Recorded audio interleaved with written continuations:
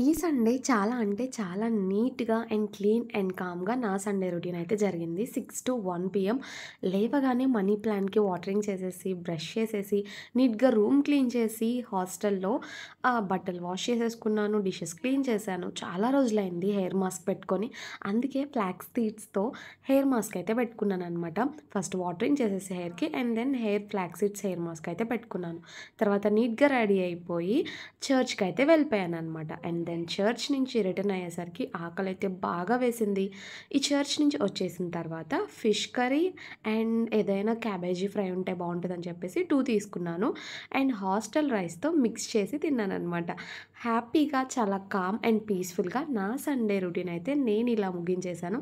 ఈ చిన్న చిన్న మూమెంట్స్ మీకు నచ్చినట్లయితే please do like, share and subscribe. Follow for more such videos.